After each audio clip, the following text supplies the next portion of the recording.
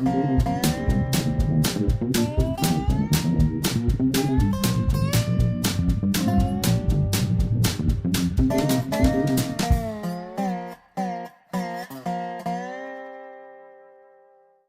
is Dave Monk, your Prairie Monk, WEFT Champaign 90.1 on your FM dial. And it is Sunday the 20th, and it's Boneyard Festival time. We've all been concerned about artists and their coexistence with development in Champaign. It has been a sticky week because there was some shooting last week and there was some shooting this week. And Market Street has been traditionally a fairly rugged street. The city would like to keep it with its character, but it also attracts, especially during development, parties after bar. And it has been of concern to the city. The Tuesday's city meeting was full of it. And we have to think about how we get along with each other and how we respect each other and how we cooperate. So one of the reasons for having a Boneyard Festival is to bring people together. We started years ago with an art in the park, and Gertrude Weissman and others were helpful in getting about 6 or 8 of us together, and it gradually morphed into a park festival, and then it took on food and drink, and that sort of downplayed the art, and the art was not juried art, so it became more like craft. And then the food festival became the main event, and art moved on to Neal Street for a couple of years, I think. And then it became the Boneyard Festival, which is a county-wide festival with Champaign, Havana, and Savoy, and other communities involved. It's a 3-day festival. It runs Friday, Saturday, Sunday, so already it has been in action. This program will air on Sunday, and there will still be opportunity to visit a lot of different venues and a lot of different places. The attempt is to get people to know each other. So WEFT next door is not only presenting art of Ed Hadley and Doug Olive, but they are introducing people to WEFT as a studio. Next door, we have a art and tattoo organization, which has arrived fairly recently to occupy what used to be Rubel's Pogo Studio. It's on the other side of us. If you go to Taylor Street, it's that studio, then us, and then WEFT, and then a gaming organization. And then Beer Garden to Seven Saints, and Seven Saints across the road is a poor establishment. And there's a lot of interaction here. Ruther has been an artist with Poor Brothers for a long time, and he's exhibiting again today. The main winner of publicity for this case is Greg Stolmeyer. He's an artist that paints on cars, works with metal, works with Duco. Painting on metal requires a certain type of paint.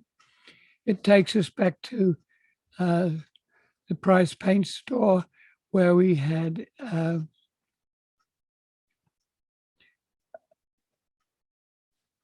Duco colors for most cars produced, and it was rather famous regionally. It was the oldest DuPont paint store in the country, and so you can find Stolmeyer. He's over in the Chief Chimoga Park District headquarters for Urbana, the physical plant headquarters. And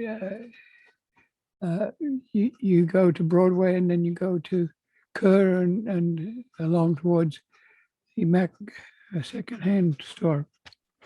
And so he has grown up in Champaign, and he has a lot of interactions. He has had a studio at Seymour, and I encourage you to get out and go to the venues, and then also go to the people. So they're listed by venues, and there's probably 50 venues, and each venue will have a prominent artist. And so that is paying attention to the art element in this community. It's not always been so. It's when it was decided to put the price of parking up and late to the night, then many of the artists downtown decided to go to distant places because the cost of surviving and working was getting larger. It's come back some. Tom Pantham with the Lincoln Building has encouraged perhaps best part of 16 or 20 artists in what used to be mainly lawyers. There's a building built in the 1920s, early 1920s, specifically for lawyers, but it's now providing space for artists. I haven't visited all, but I am very familiar with some of the artists. I went into the 117 next door, and I was a little early, and the artists were still putting things up. And there's probably 6 or so different artists represented there, including tattoo artists, and they have an art of their own, and it's often extremely elegant. And so you have all types of artists involved, even in Market Street. Ralph Russo is rather dramatic. He gets out in the street and draws in chalk on the street. He is being a prime artist for the Poor Foundation. It's a difficult street at the moment because apartments are being put up above the Poor building, and electricity is being channeled in there. And that requires transformers in the street, and a lot of work on the apartments, which generates cardboard and uh, other waste materials. But when that gondola full of recyclables is removed, it is removed to a floor where the recyclables can be sorted out and preserved. We don't know what to do with some of the contents. Hard plastic is very hard to deal with. Most of our plastics, only 5% of them that get saved. The rest go into the environment and end up providing part of your food, part of your what you breathe, and really we have to do something with the hard plastics. It's up to chemists and others to find some way of recycling these materials. Some of them are very minute materials. They're in things like toothpaste, and they are abrasives and allow you to clean your teeth. But in the long run, they go into the oceans and into the fish, and you end up eating the fish. So we have to be careful what we do with plastics. I take a lot of materials to companies like Goodwill to recycle them, but I almost think I have to put a sign on hard plastic buckets and things like that, and say I hope you try to resell this material rather than just throw it into the dumpster and have it go into the landfill or into the ocean. It's a nice afternoon out there, so when you go to the barnyard, talk to each other. It's amazing how you get to know and realize what people are doing. So I talked to the person, the couple that took over from Rubel and bought the Rubel Pogo Studios, and they were doing sound recording there, but it's getting to be a little on the noisy side, so they quit living there and live now on Yankee Ridge, but they have a studio in Rantoul on the base where it's quieter, and there are buildings still available at the base after its retirement. Well, just talking to a person from the Gila family, these are people who came to the US probably by boat up the rivers, and they didn't have to come through Ellis Island and have their names changed to a more anglicized name. So they keep the Germanic name. They are in the Rantoul area, so the Gila family is still there, and uncles and others. And it's also a place where, on the little slightly higher ground, the Irish took over places like Gifford. And these are almost drinking cousins, because the Germans and the Irish like beer. I'm Australian in background, so we have a lot of Irish, and they tend to drink. If you go to the southern part of Champaign County, you get Iversdale, which is also Irish, and it has pubs. And these places found ways of being able to drink with contraband drink in the Prohibition era. So just chatting outside brought some of that information together and let me know. I explained that we have a prairie at Rantoul. There's a pumpkin vine line that used to go through Rantoul, and 3 mile that is an urban rail trail, and we hope it could connect to 10 mile to Paxton for a trail on an old Route 45. We've talked about this before. Just chatting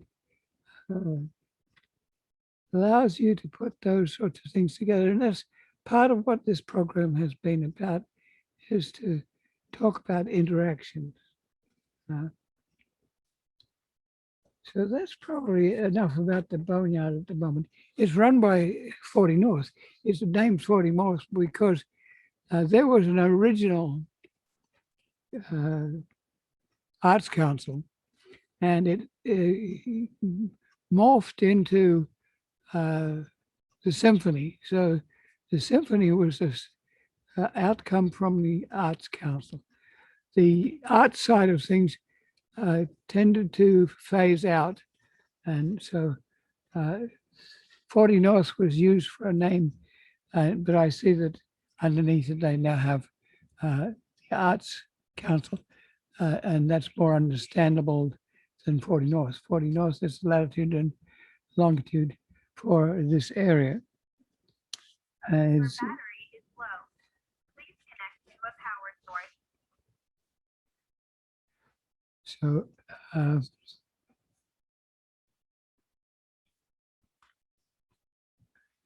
the 40 North has a site on Taylor Street. And if you want to know what you can do with various aspects of art, that is an association. And Greg Stolmeyer has been working with 40 North, and in a manner that is very helpful. So this week, perhaps before I do that, I'll go to the farmer's market. There's another place where you meet people. And so I talked to Kerry, and Kerry has a farms in Southern Illinois and brings back things like peaches and tomatoes and zucchinis. And she's been a regular feature of the Urbana Farmers Market. But you have to know that she and her daughter and her granddaughter and are providing a facility for a lot of people to chat with each other. I was standing there and somebody taps me on the shoulder and says hi. And then there's someone came up to me and said, I know you from working with DOT. I'm that's the Department of Transportation. I know you're interested in roadsides, and that's where I work, and I live in Hommit. Well, that gave me the opportunity to do a little politicking, because she has children, and are the children going to have access to any of their prairie that is part of their heritage? 94% Champaign County was prairie. And so there have been changes at the state level. There were groups of people who belong to the various regions for the Department of Transportation that were organized to maintain roadsides. And traditionally, that has been very helpful to government, because when you take out mowing, then you are liberating the native vegetation, but you're also saving the cost of huge John Deere usually tractors and equipment and labor. And so the change to a more ambient roadside with native plants and soils is a wonderful event.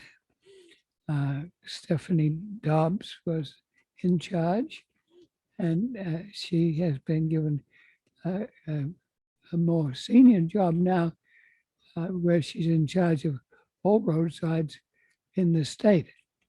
And there is a conflict between people who are landscapers and people who are habitators and people who are mowing. So can the people who are mowing be trained to do things that are conservation things on the habitat? Well, so we discussed a little the interaction between landscapers, which that landscape division has been terminated. So now, how do we perhaps train people to do things like remove autumn olives or teasel without removing the material? So I talked about the area between Rantoul and Paxton, and people have been in this week up there looking and working on that corridor, and that pleases me a lot. So we have this other exciting discussion outside Carrie's booth at the farmers market. In the background, I have just had conversation with an idea, Department of Transportation.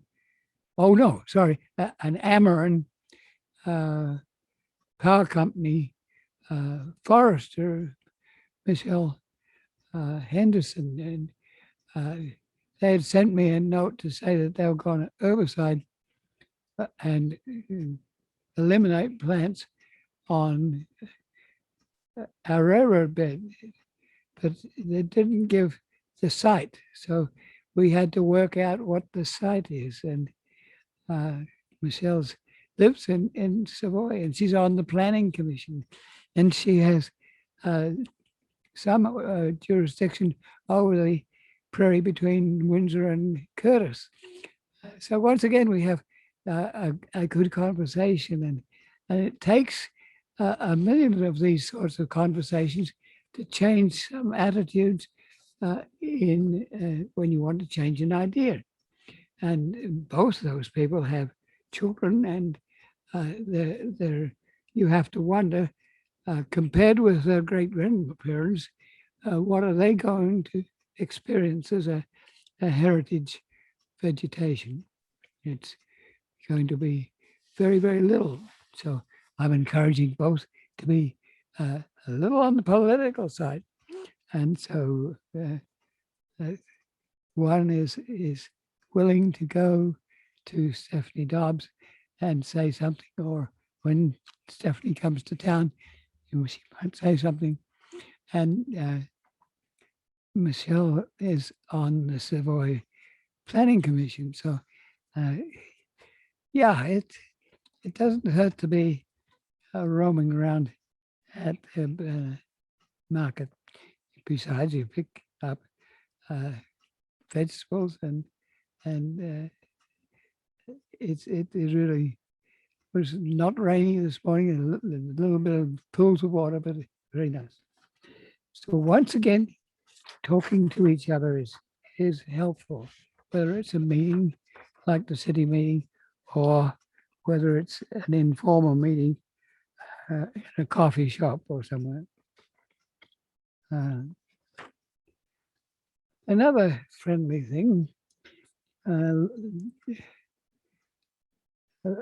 Lucinda Strelo had been digging through her photographs, and she came to some that were taken.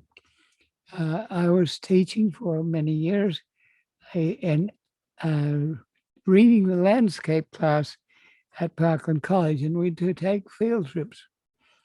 And those field trips were interesting. And Lucinda and her husband, Jim, now passed, was on one of those field trips, along with Jim Zanzi, who was the professor and head of department of sculpture at the School of the Art Institute in Chicago. And then there was Whit, and Whit is the father of the son who does alternative art in the Coles County area, and they happened to be by at the time when we were leaving for a field trip. So Whit Senior got to come on the field trip too. And then there were two people who are unique in that they had been prelates in the church and had married nun to priest. And they came and they enjoyed it too. And so we were going to sites like the Smith retreat in Kiwani. We had someone rustled up the places to stay. It was a 3-day field trip, and we stayed. I was angling for an antique hotel. Unfortunately, we got into a more motel situation, but we still got to visit the hotel, and we got to visit the Smith site. He was a mathematician. He did a 4-line thesis and at the U of I, and was rather brilliant. And he joined the Elgin Watch Company, and the clock for many years that was on the Union was an Elgin Watch Company clock put there at the instigation of Smith. And he was alternate. He would roam around with a toga or less, and his wife was the mother of his girlfriend, and the girlfriend died, and he married the mother, and he would transport her as a passenger on his bicycle. He would bring bricks to build his building by bicycle because he didn't like to trouble beasts of burden. He was the beast of burden. And he had minarets on his house that were Eastern in style. He had, you could look from the second floor down to the first floor, and you would have a table for the wife who ate meat and for him who was a vegetarian. And he had underground air conditioning because he had a tunnel and drew air through cold soils. So there is a little bundle of photographs that Lucinda sent to me. And that was an interaction. It meant that I went to their wedding in Collinsville, Illinois, which at one stage was gunning to be the capital of the Illinois, and has a very fancy center. And Lucy grew up with an interesting family. It was a judge with a number of children, and he married someone who also had children. So they had a huge house in Collinsville, and that's where the wedding was. And it once again was interesting because the Strelo family lived next to the Wiseman family, and the Wiseman family was instrumental in creating art in the park. And so there's all these sort of interactions that are rather wonderful. But you have to get out there and talk to each other. And that has been the disappointment of the virus era. You just didn't meet, and it's getting a little bit relaxed now, but you have to be very careful because it can start again very easily. And it's fun at the moment. And I watch the bar across the road, and it really is full of people. And Seven Saints down the road is full of people.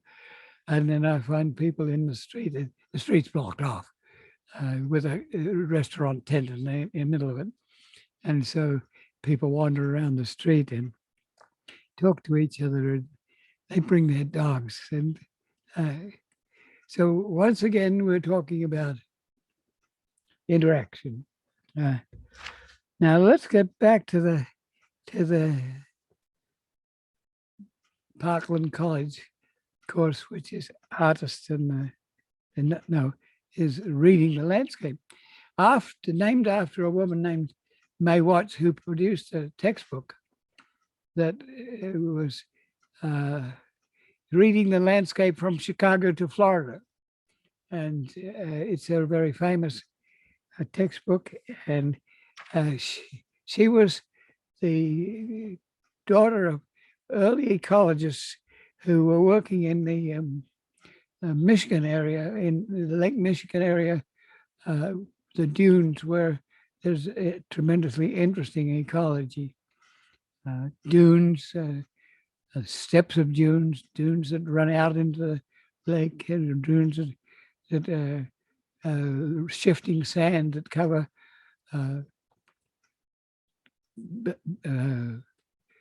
trees that have tillers like basswood or Tilia americana. And behind that there are lakes, and then there's beech maple forest, and you can really go nuts if you are an ecologist in these places. So that area has become national park. So I thought that was a good name for that course. And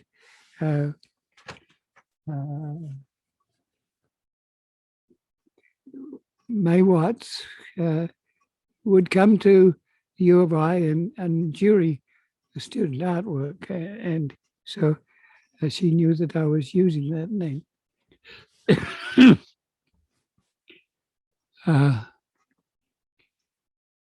Well, we had this field trip, including Jim Zanzi, and we would go to fancy little houses that had decorations all over, and we'd find places where there was vegetation. So there were, we got together. Jim has been for years and years interested in the Midwest and what can be done to make a statement about the Midwest. He had found that people in the East tended to treat the Midwest as sort of country cousins. They weren't sophisticated artists, and they get to be named folk art and found art. And Jim thought this was not ideal. So he gradually developed an inclination to find people who did interesting things. It might be a house with 100 flags in front of it, but the 100 flags were organized in a different way.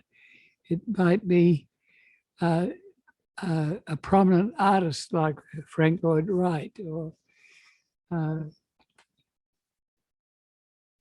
it might be somebody who made a turntable using plastic bottles. seems to be mundane, but there is a spirit in there, and maybe someone who put up a fence line or made a statement. It might be that they were taking some feeling from their past. They're coming from Europe. Perhaps they had some, but there might be spirituality. It might be a Christian styles or crosses and uh, Christ and spirituality was there. So Jim is very good at this, and he joined us. And we decided to do an artist in the landscape. So Jim said, "How about we do an artist in the landscape at the School of the Art Institute in Chicago?" And I was very pleased about that because that's sort of what I was trying to do, not just the nature, but the nurture, the culture that came with it. We've been talking about Gaudieville and Irish and uh, Flatville and Germans and Deutschlanders and Frieslanders and changing names. And so it's amazing what you pick up. And sometimes you go to, by a road and you see something and you're traveling at 50 miles an hour. You slow down and then you turn around and go back to see exactly what that was. And then you start talking to the people and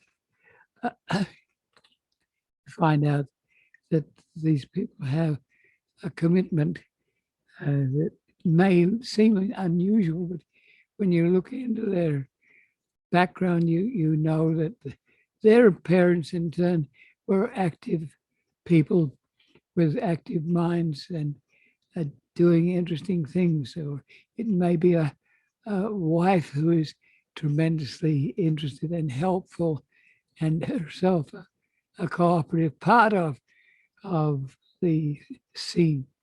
Sometimes it has been largely male, but as things have improved in the last 50 years, women are getting to do more of these things.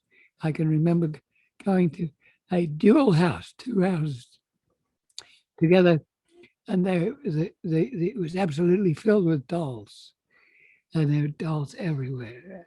And I'm not sure it still exists, but it's interesting, and it was that did involve a woman doing things. Often the caretakers, the museum people, are women who do these things.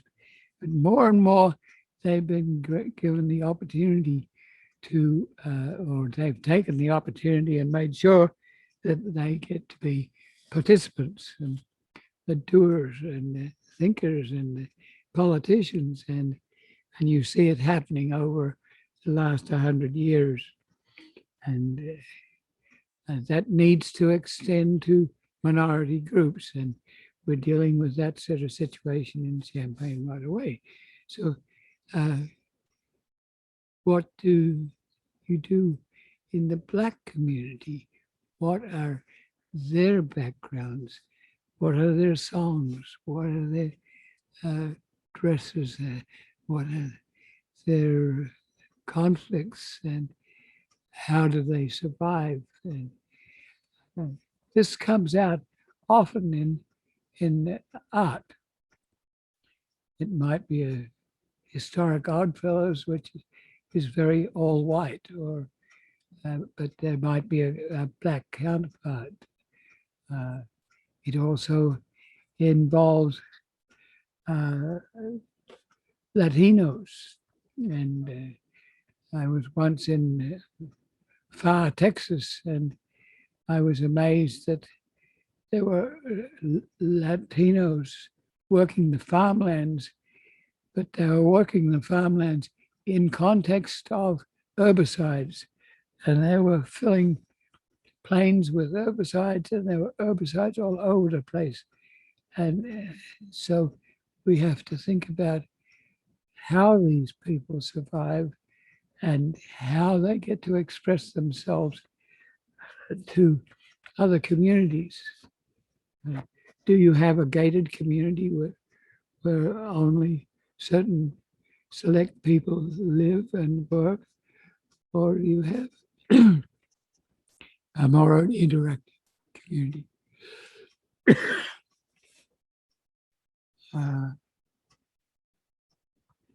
So we did an artist in the landscape for many years, and we were joined by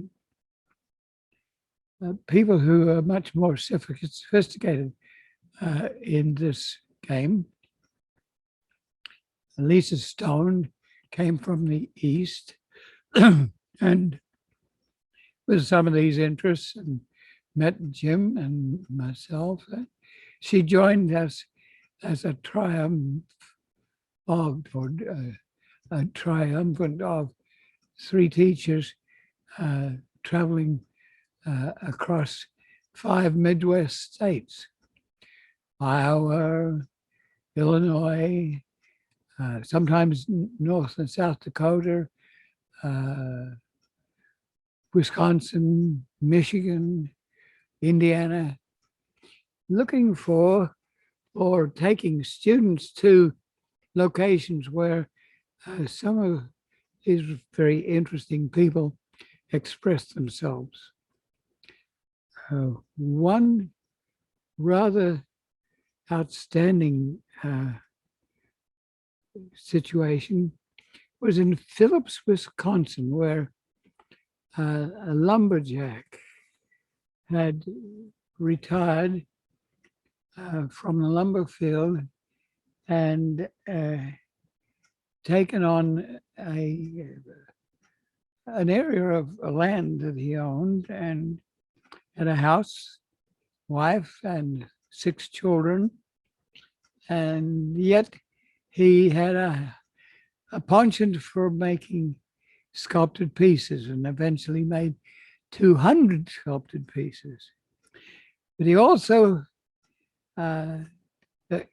created a garden, a rock garden, and he created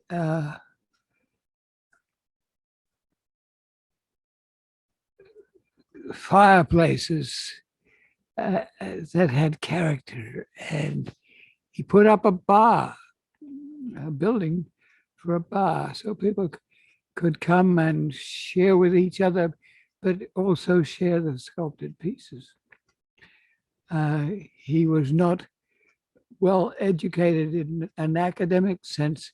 He was well educated in using horses and human power to shift lumber. To the machinery was largely their own. They didn't have chainsaws in those days. They had a 6 or 8 feet saw, and if they had a 3-foot tree, then one man was on one side and one man was on the other side, and you had to know how to fall that tree.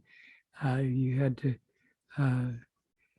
perhaps X or V on the other side, so the tree would fall in that direction. And the attempt was to not harm the forest, because some of the trees that might be taken down by the tree were valuable.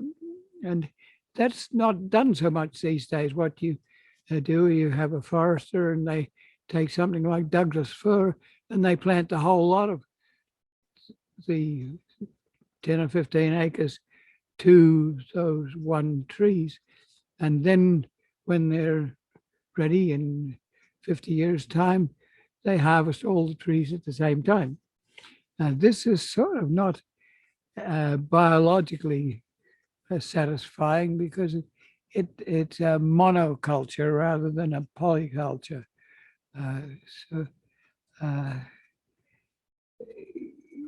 But this is how we harvested. We harvested rainforests. We harvested rare situations, and to make a profit. So not everyone was interested in doing imaginary things, wonderful things. but it was a time of change. And Fred Smith here, a different Smith,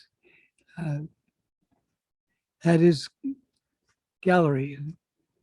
And unfortunately, a tornado came through. And so Lisa Stone is the leader and her husband have done a lot to restore and repair the sculpted pieces. One of the real problems was that there were no real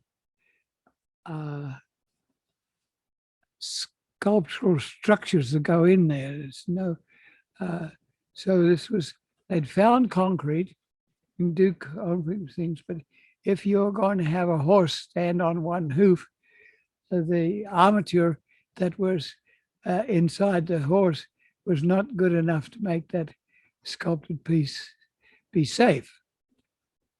And some of this was quite expressive. You had a dual wedding with two couples, and they were in a chariot, and there were horses, and they were blind drunk, and they were having a riotous wedding. And this is all expressed by this man. And he had horse teams. I remember watching one piece of stone that just looked like an Indian pulling an arrow and shooting it in the distance. But it took someone with an eye for the image to take that image from nature and put it in a gallery situation, an open air gallery. The family didn't really approve of all this. This was a little bit crazy, but Smith grew up in Phillips, and unfortunately, he just finished one major sculpted piece where there were many horses, and he had a stroke, and so for the rest of his life was over 10 years, was in a nursing home. So these unfortunate things happen, but some of this goes back to the Institute of the Art Institute itself, and what sort of art do you want to do there? There was a professor named Lawson who had a PhD in art history, and from the University of Wisconsin, and came to the Art Institute, and they were concerned about art history. It was a tendency to do things and not regard art history. So he eventually developed a program and a master's degree in art history.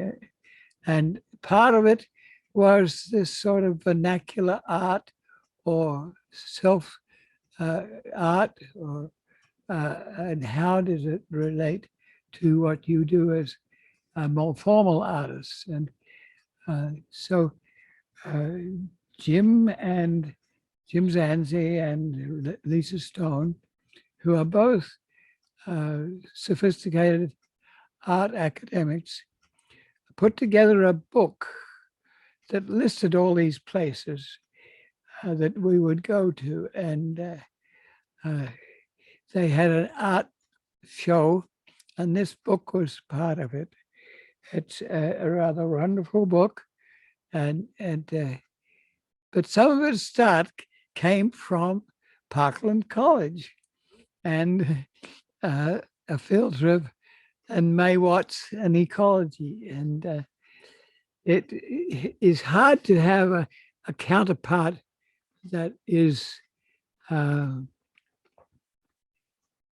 for nature. I don't have the sophistication of the original landscape writers and people who put together collections of art. And so our contribution locally is more unsophisticated, but with sensitivity, I would hope. And that's comes up when you at the farmer's market and someone taps you on the shoulder and says, "Hi, Dave." In a way, I get to be a totem for the preservation of prairie in this area. And so that stimulated us to, or prompted us to create a Grand Prairie Friends and other organizations, educational resources in environmental science, natural area study group. These are all groups where we have activated or stimulated and watched over a little bit, but the basic work has been done by local people. And part of that was the prompting needed that needed a background. So you have university groups that have people who recognize this need. And that's why professors are created. It's created to think and to dream and to imagine. So there's the Office of Instructional Resources, the environmental studies, the curriculum lab, the landscape architecture, the life sciences. And for 10 years, we worked at this and created a NAID, a Natural Areas Instructional Development. And that stimulated requests for grants to do this sort of thing. So there was a leg in recreation. Where does recreation start and where does recreation finish? Are they together and how are they together? How can it often is recreation is very clean and tidy and muscular, and ecology is rather rambunctious, and it can also be very strong. And there may be a conflict between a roadside that's mown and a roadside that's vegetation. So we have to think about those things.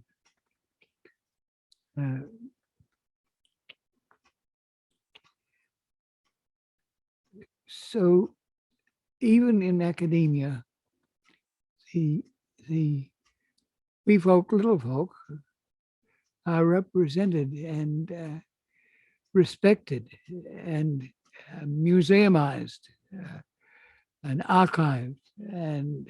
But it takes people with overriding skills to bring those people together, to have a Brown studio where the Brown past and the artifacts left have a value that should go on to new generations.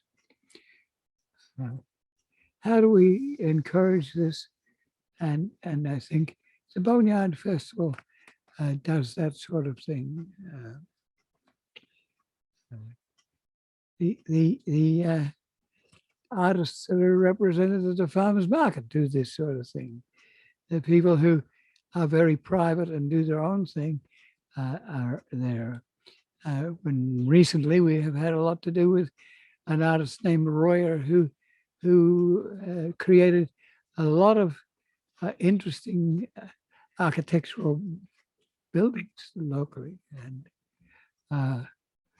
we tried to save a high school at Paxton, which was a Royer High School. So you have to think broadly and interdisciplinarily, and you have to talk to each other, but you have to also listen to each other. And listening is a wonderful way of learning.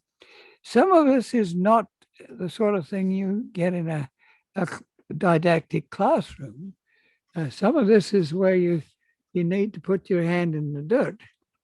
You need to take a certain thing that is interesting to you and work with it like a dog working with a bone. You then begin to get skills, and perhaps you need the agriculture or the biochemistry or the nature that goes with it, and then you learn by doing. This was a Dewey thing to do in education. Learn by doing. Sometimes it's very helpful to have a biochemistry course where somebody gives you an introduction. So the art historian that was in working with the School of the Art Institute was doing that. He was trying to bring together